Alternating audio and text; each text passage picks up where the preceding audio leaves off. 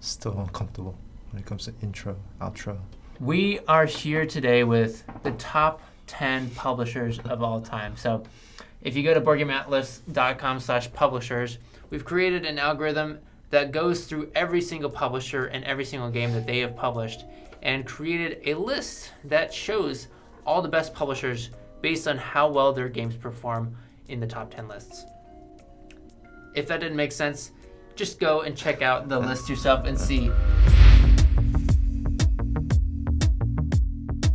You know, I have my opinions on what the best publishers are right now, but I think it's due to me being more recent into the hobby that I didn't think of all these. So Phil and I are going to go through and look at the top 10 publishers and give our opinions on why they're there and our thoughts on them being there.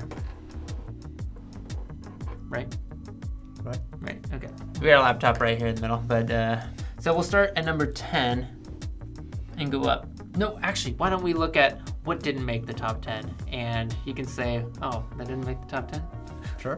Yeah, so we got Come On, AEG, Ravensburger, Cosmos, or Thames and Cosmos, Stronghold Games, Eagle Griffin, Wizards of the Coast, Tasty Minstrel, Queen Games, Portal Games, Bezier Games, Game Right, and Hasbro.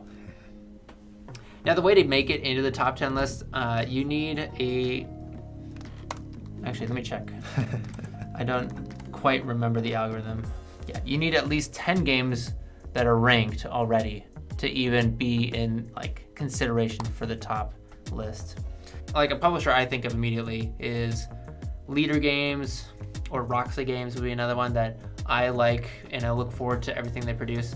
They're not in here because they don't have that minimum requirement.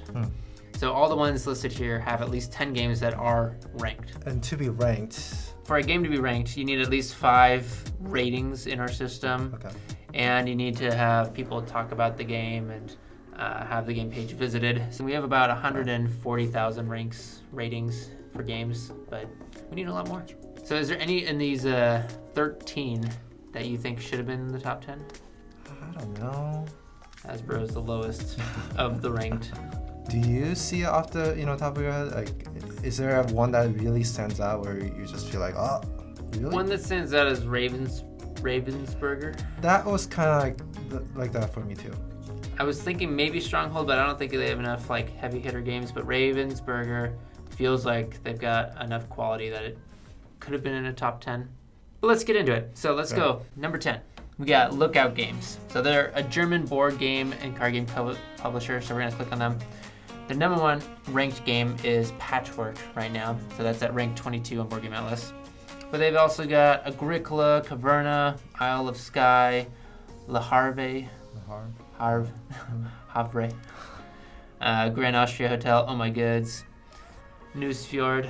It's all a lot of games that, as I was getting into the hobby, games that I heard so much about, and it's almost always recommended. It's like the starting point. Yeah, what are great 2-player games? Patchwork's always recommended. Agricola is one. Right.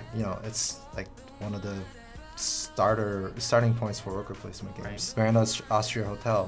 When I was looking for dice placement games, that one always comes up. Yeah. So I feel like it's a collection, a couple of games that are old, but they've lasted all this time. Now, the one thing that I don't see on here are that many recent games. So Newsfjord is 2017, and so that's fairly recent. But beyond that, I don't see anything else that have come out in the last 5 years. Yeah, I can't help but notice that a lot of these are illustrated by Clemens Franz. Clemens Franz? I mean, to me, they all look like the exact same game. They're all expansions to A lot of Agricola. I have not personally played any of these games, by the way. Oh, really?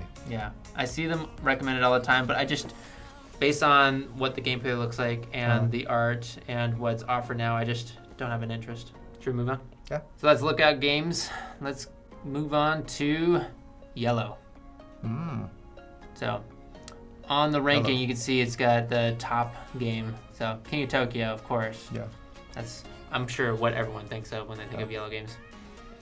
So for Yellow, we got King of Tokyo, Biblios, Innovation, Decrypto. How do you say that? Diamond? Diamond. We got a few King of Tokyo alternate themes. Welcome to the Dungeon, Last Full Star Realms. There's definitely more. So if you go to the CL, we could see more of the games. Last Will. Adrenaline. Bunny Kingdom is fairly recent. Dungeon Lords. Oh. Neuroshima Hex. Dungeon Lords. So quite a few recognizable titles. Right. So I always think of King of Tokyo. That was actually one of the first board games that I enjoyed and felt like I could introduce to other people, and so I bought a copy. Decrypto is probably my favorite game from them recently. That has been a great thing to have in my collection, in addition to Codenames, which Codenames is the go-to that I have when there's enough people to want to play a party game, and I want to play a party game that I enjoy, and I bring out Codenames. And so with the people that played Codenames, let's play Decrypto now. It's got similar feel, but enough changes in gameplay that it feels unique and interesting and fun. I've yet to play. Really? Yeah. Oh, we should play that. You guys should come. That should be the game we play when you come over if we just have a short night. That's a really fun one. When I think of yellow, I think just harmless fun. So I didn't expect to see innovation here, and I didn't expect to see. I think Last Will was another one. That one surprised me. That one's that's another game that I've been interested in, but I just didn't expect that it was from Yellow. Yeah, their Last Will is also published by Czech Games Edition. They're like the main publisher.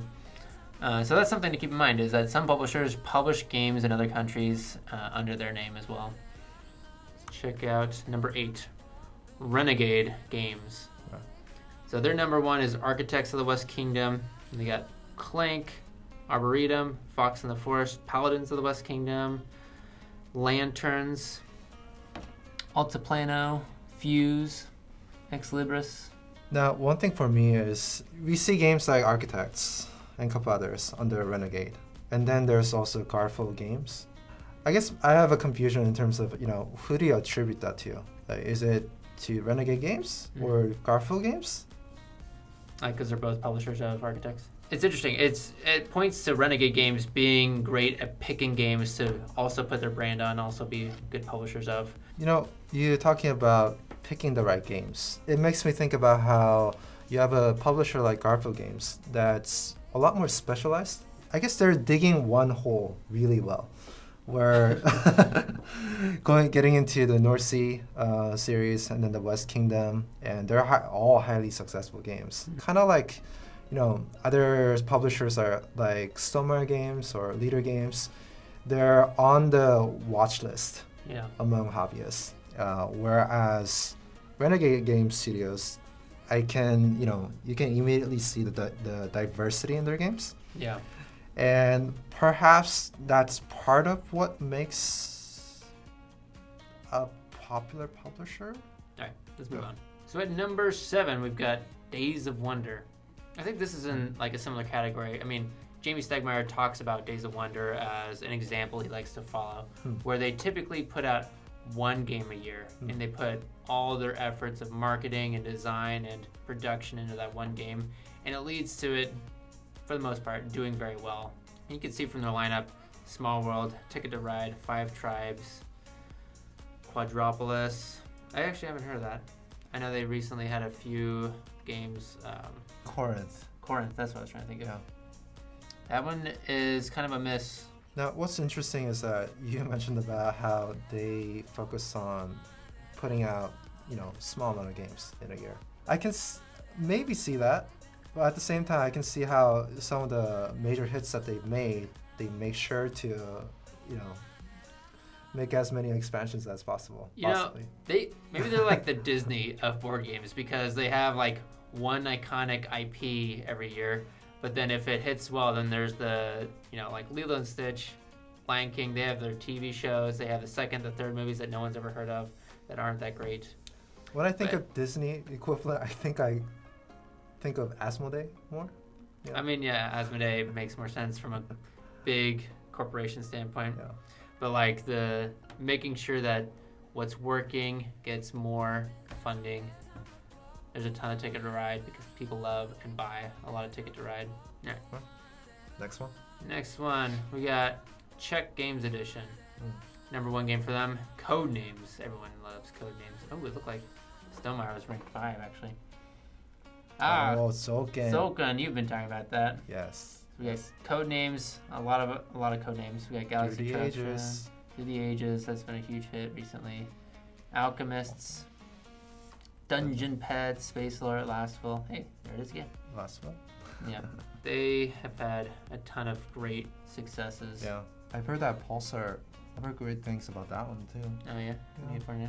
I haven't really looked into that one. For some reason, for board games, I'm less interested in space themes. Yeah, that's a whole nother topic that I agree with. I think it's, just looking at the catalog, they're all, big hitters. Yeah. I've played Through the Ages, the app. It's wonderful. Okay. Yeah. Moving on to number 5, Stonemaier Games. We look forward to and buy everything that they make. Yeah. Their number 1 game right now is Scythe. They got Wingspan, Viticulture, Tapestry, Charterstone, Between Two Cities, Euphoria. Mm-hmm. Among the publishers so far, they have some expansions in here, but they have a lot of unique titles. You can definitely see that because they don't put out as many games. Mm-hmm. You can see just from scrolling through the page that there's a bit of a consistency or cohesiveness in the catalog. What do you mean? In terms of the visual approach of it, Mm-hmm. the overall look and the packaging, I can just see that it has that Stonemaier touch to it, I guess. Do you feel like the Stonemaier touch is there for the ones where it feels like it breaks a little bit is Charterstone, Between Two Cities, and Euphoria for me. Like the art style and box size and type of game seems to be vastly different. The player count makes sense. Yeah. If it always starts at 1, then I'm like, yeah, that makes sense. It's a Stonemaier game. Yeah, I guess what I'm trying to say is that it's more than the visual as well. As someone who's plays a lot of their games, I guess not a lot, but there's definitely that sense of cohesiveness. There's that common thread where it's well produced, great visuals, and there's a focus on accessibility. All right, let's jump into the next one. So we got Asmodee, number 4. The Disney, as you would say, of board games. So they are typically not the main publisher, but they're the umbrella publisher of a ton of different publishing companies and a ton of different games. So they got Seven Wonders Duel, Splendor, Jaipur, Dixit. How do you say that? Takenoko, Mysterium, Innis, Mage Knight Skull. I think. We got Captain Sonar if we go further down. Time Stories, Troyes, Colt Express, Citadels. I'm probably not saying these well, but all of these are recognizable as what people like. Right. So many games that I've seen, that I've played, that I've enjoyed. Yeah. What do you think about Asmodee? I don't know what to say. I feel like I just don't have any association or thought of them as a company because I never see their branding and I don't feel like I know them in any way. Yeah, it's a corporation, and that's kind of how I'm starting to feel about Disney more and more and more. That initial, I guess, attraction that I used to have, more that pure attraction that I used to have for Disney, it's slowly fading away because some of their decisions are just, kind of off-putting. And you feel like Asmodee is doing that? I could see a little bit part of that, yeah. I feel like Asmodee is just too far away from anything to really feel like they're doing much. Because, if their logo was on all these boxes, I feel like I would have a pretty fond relationship with them. Wow, they've produced Seven Wonders, Splendor, Jaipur, Dixit. Feeling like they're the ones behind it would make me like them more, but I don't recognize them as just a general board gamer because I never see their logo and never really know what companies are underneath them. No. Should we move on? Yeah. All right. I don't have anything.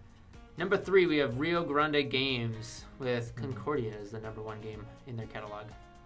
We also got, Carcassonne has passed them up since I ran the algorithm.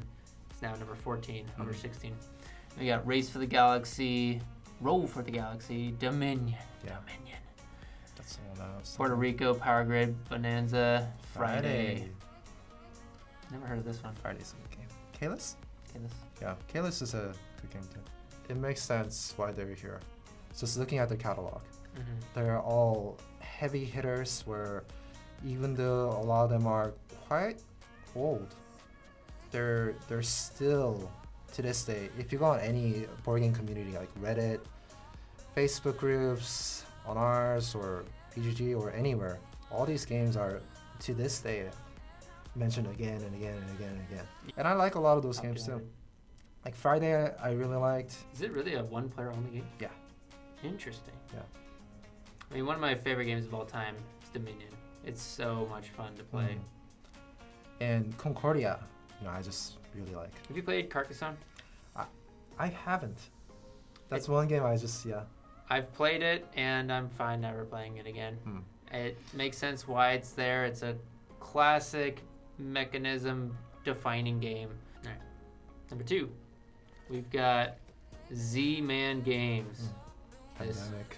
This makes a lot of sense. There's a lot of Pandemic. They got Pandemic Legacy. They're also a publisher of Carcassonne, but they got Love Letter, Terra Mystica. Ooh, Feast for Odin. Gaia Project, Stone Age, Voyages of Marco Polo. They've got so many good games in their catalog. Yeah, ZMan Games, I don't know. After I experienced Marco Polo, I looked it up a little bit, and I'm not entirely sure. But in terms of the production end of it, even things like the packaging, it was poor. It was disappointing, and I don't know if it's like a trend, possibly. But just looking at the catalog, they're all highly commercially successful games. Yeah. Like Pandemic, Love Letter, that one too. Yeah, they've got a pretty good range of games. Like Feast for Odin is a pretty heavy, like hobbyist game. Terra Mystica and Gaia Project. Yeah, but they do have the Pandemics, which are very approachable. Carcassonne, Love Letter. They've got a good range of games that are approachable and heavy, but they're all focused towards hobbyists, which I think leads to their success within our industry. Yeah, so far, definitely I think their catalog looks the best. Let's go to number 1, Fantasy Flight Games. And their number 1 game is Arkham Horror, the card game. Makes sense. And then we got Star Wars Rebellion, Cosmic Encounter, Star Wars Imperial Assault, Mansions of Madness 2nd Edition, Twilight Imperium. Look at all these greens. There's a lot of greens. Yeah. There's some good scoring games right there. Android Netrunner. It's interesting. They got 2 in their catalog that are not being published or produced anymore. Android because they lost the license or it lapsed. Battlestar Galactica, I think same thing. It's just a licensing thing. They can't publish it anymore. Can we look at more of their games? I'm curious. Oh, TI4 is there too. They have a lot of space-themed games. That's true. They're like the ones that can publish space-themed games that people like. Minis. Yeah. Yeah. Oh, they do Keyforge. That's right. And there are also another publisher that just produces good-looking games. They also get a lot of good IP deals. Yes. Fallout, Star Wars, Lord of the Rings. A lot of these are just recognizable IP that get people to pull it off the shelf and look at it more. Have you played a game by FFG? Nope. That's why I'm asking. And I feel like I haven't either. I mean, there are a number of games on here that's been on my wish list, but I don't think I have. I mean, I'm just scrolling until I see one I've played. Yeah, because they're sprawled out. It's not the best for me to introduce to my wife. And same goes with games like Marvel Champions. Yeah, I found one. I've played Legend of the Five Rings. Really? Yeah. That's a good game. Okay. So that's number 100 and something on this list. And that's the thing. It's a lot of heavy, popular IP, Star Wars mainly, games that aren't the most accessible for me and my wife to get into. You know what's interesting? Like you mentioning, it's not really approachable or appealing to your wife. I think a lot of these are male-dominated IP and desirable. I could see that. The space, the Star Wars, the Lord of the Rings, the Lovecraftian, the Android, all these are things that appeal to guys, but not as much to women. I think I'm similar to you. I want to play games with my wife because that's my primary play partner, and so none of these really appeal in that regard. If I had a guy's game night, I'd probably want to play with these. a lot more. So do you feel like Fantasy Flight deserves to be on #1 spot? I think so. I mean, just like you said, there's so much green. People love these games, and these are very recognizable as amazing games. It's definitely not #1 for me because Right. I don't look forward to their games, and it's not hitting the points that I'm looking for when I'm looking for games. Right. But I think it makes sense. I think ZMan, I could easily see topping it. Like looking at this list, I wish Meyer was higher. ZMan and Rio, I think, to me, are better than Fantasy Flight. I think the rest of the list makes sense. Now, what about recent publishers? I would expect to see Leader Games, Cephalofair Games. Cephalofair, I can't imagine them coming out with enough games. I know because they're such big games. They've done pretty well though. They've got 3 like standalone titles now. I mean, one's I guess I'm Frost thinking, Haven goes like, out. you know, if our criteria is to have 10 games that are ranked, Yeah. when are they gonna get to 10 games? I guess. I think it's the moment they have 10 products, they will be on that list because I feel like every single one is massively loved. Even like Forgotten Circles, which is just an expansion to Gloomhaven. A couple of publishers that I have in mind are Capstone Games. Oh yeah, Capstone. Capstone Games are huge. Oh, Roxley is another one. Yeah, Rocks, and I'm sure there are some. I don't know within why they're top not in 20, here. probably. Probably top 20. Yeah, I would have expected them to have enough games, but I guess they're probably close and ranked. And they're another one of those publishers that know how to market their games, and I expect to see them here soon. So that is the top 10 publishers as ranked on Board Game Atlas. If you disagree with us, tell us what do you think should have been a top 10 publisher, because we'd like to see. And if you want to see more videos like this where we talk about the top 10 of a category, we've got a ranked list of designers. We even got ranks of mechanics in categories as well. So let us know if you like this by leaving a comment and liking and subscribing. Thanks.